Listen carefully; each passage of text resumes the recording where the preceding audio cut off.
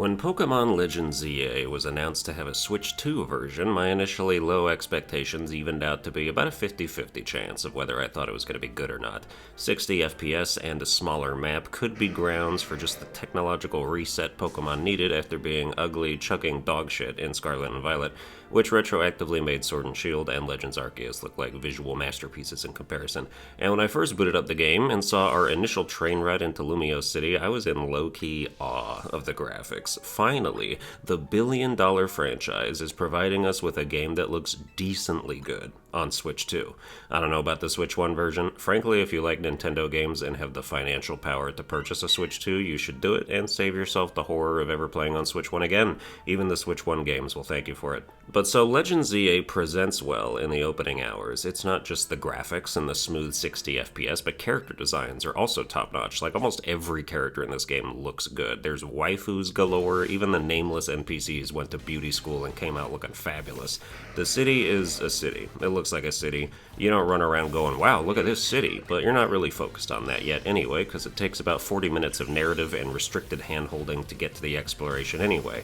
But those opening hours, when you do get let loose on the streets, are exciting. Even outside the wild zones, there are Pokemon spawns in random alleyways and up trees and on rooftops, and it's enthralling to run around the whole place and check what's behind every corner. For a few hours. Then the discovery pretty much fades away after you've been everywhere, and even though new wild zones unlock at a steady pace as you complete main missions, the added discovery they bring lasts about 5 minutes, because that's how long it takes to catch everything in them each time.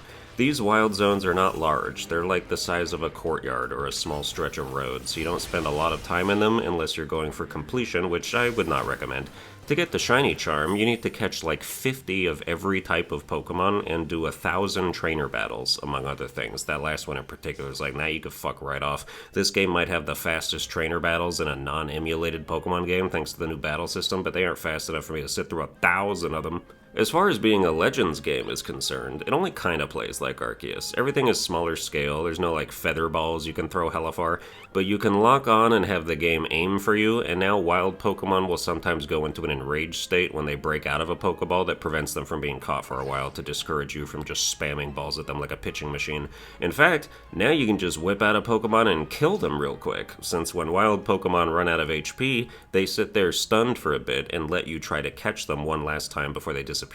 The game being relegated to a single city and there being basically nothing distinct about any particular zones of said city definitely means you won't get that Call of the Wild feeling you got roaming the wide open lands of Legends Arceus, and that can make the whole catching part of Pokemon feel kinda milquetoast. But to say a positive thing about the city environment, they did a great job making it feel lived in. It's not empty or barren. The NPCs don't all just stand there and stare off into space. A lot of them run around or do activities and have their Pokemon out by their side. It's almost evocative of what you'd think a Pokemon MMO would be like. You walk up and interact with anyone's Pokemon, and I found myself wishing I lived in this city, though I probably wouldn't be able to get out of my apartment since none of the doors open.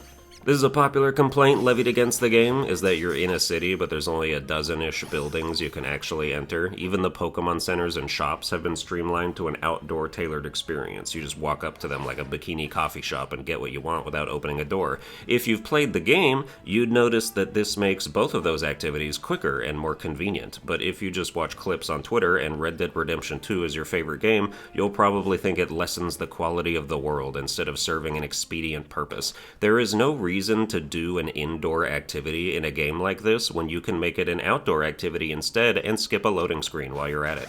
Especially when all the indoor activities are exactly the same as the outdoor ones. I can't believe I'm having all these Pokemon battles outside when I should be having them inside. The gameplay is unchanged, and I find this complaint to be, in a word, dumb. There's more stuff to talk about, so let's get to the game graph, where we're out here judging story, graphics, mechanics, and fun as separate categories before culminating with an overall score at the end, starting with story. Coming off of Scarlet and Violet's story, which was one of the only redeeming qualities of it, Pokemon Legends ZA's story is back to who cares nonsense. It's a continuation of the lore of Pokemon X and Y, taking place 5 years later and involving a couple of the same characters, but it matters oh so very little, with only a couple of threads being even mildly interesting, like Corbo's whole deal, and anything you can learn about Emma cause she is darling. Otherwise is the typical standard fare of, oh, you the random protagonist have been chosen by a legendary Pokemon to stop a calamity, so go do that. The background task is to reach rank A in the ZA Royale, starting from the bottom at Z so you can become a Make-A-Wish kid and have a corporation do something for you. The wish you actually make at the end is predictably fucking stupid and pointless, so the whole Royale's fanfare just gets the piss taken out of it, more than once actually, because once you reach a certain rank, the story skips you ahead like 12 letters because they're like, you're too good to be down there, and we want you to use Mega Evolution right now, so screw the whole ladder, just jump up to this rung near the top real quick. On principle, I would complain about what a cop-out that is, but the process of raising your rank in the Royale is so grindy and boring as all hell anyway, and they must have known it, which is why they did it. But don't worry, they make it even grindier in the post-game, so if you thought you were missing out on fighting trash after trash trainers, you'll have way more trash than you bargained for to look forward to. I will say I think the final sequence of the main story before post-game starts is cool and fun and different. It doesn't feel like Pokemon, it feels like a different RPG altogether, and it's neat enough to keep your attention. The elephant in the room is the lack of voice acting once again, which in early iterations of Pokemon didn't matter because of how it was presented, but ever since they made the jump to the Switch, these games need it badly. You cannot animate whole cutscenes and treat it like a silent movie with nary a grunt. It looks stupid and it looks like a mistake. You've been voice acting the shows and movies since the 90s. Why are you being weird about the games for no reason? All in all, I give ZA's story a 50. Now for graphics, which we already said most of what we need to say about them. They are good for a Pokemon game. This is a vast improvement over Scarlet and Violet, but since we're not grading on a curve, graphics get a 75. Next is mechanics, where we can finally dive into the battle system and how it works. This game is not turn-based at all. It's a real-time strategy game with fighting game elements where your Pokemon run around and use their moves on a cooldown, relying on positioning to dodge attacks and the startup frames of quicker attacks to land blows before their opponent. For example, the startup of a move like Crunch is much faster than the startup of a move like Flamethrower, so if, say, a Tyranitar is close enough to a Chandelure, he can run up and use Crunch before Chandelure can get its Flamethrower off, even if both trainers pressed their moves at the same time, and even though Chandelure would typically outspeed Tyranitar in a regular Pokemon game.